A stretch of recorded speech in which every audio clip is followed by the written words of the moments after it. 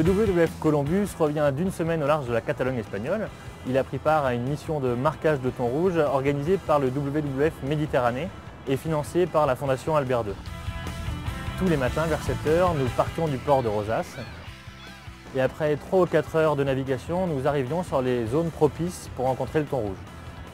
Une équipe d'observateurs s'installe à bord du bateau et scrute attentivement la surface de l'eau à la recherche d'éclaboussures qui témoignent de l'activité de chasse de ces poissons qui, en capturant anchois et sardines, vont sauter hors de l'eau et provoquer ces remous qui nous permettront de les identifier.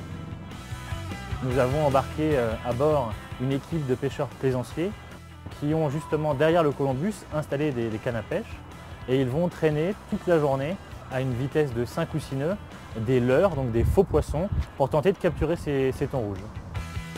Une fois qu'un thon rouge a mordu au leurre, le principe est de le remonter le plus vite possible. Donc le pêcheur plaisancier le ramène.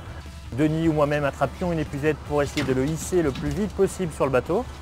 Nous allons l'installer sur le champ opératoire. On va essayer de le calmer en le mettant sur le dos, en lui apposant un tissu humide sur les yeux et en l'arrosant continuellement d'eau de mer pour qu'il puisse continuer à respirer pendant toute l'opération.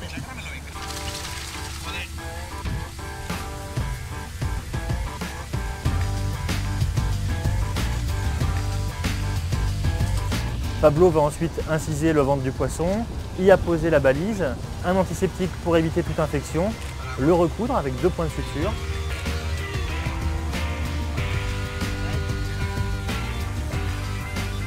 Ensuite, sur le dos du poisson, on appose une petite tag spaghetti avec les informations concernant l'adresse du WWF pour pouvoir recevoir les balises et le montant de la récompense pour le pêcheur qui aura capturé le thon, on espère, dans quelques mois ou quelques années pour qu'on ait le maximum d'informations.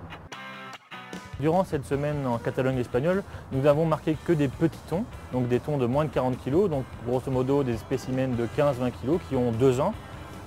Ces balises en fait permettent de récolter des données, que ce soit la température de l'eau, la durée du jour, la profondeur.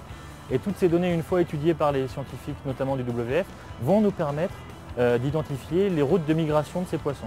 L'intérêt justement de ces suivis et de ces données scientifiques, c'est de savoir si les stocks de thon rouge Méditerranée occidentale, donc ceux que nous avons étudiés en Espagne, et le stock oriental qui sera lui étudié en Grèce et en Turquie, sont différents. Est-ce qu'ils se mélangent? Est-ce qu'ils empruntent les mêmes routes de migration?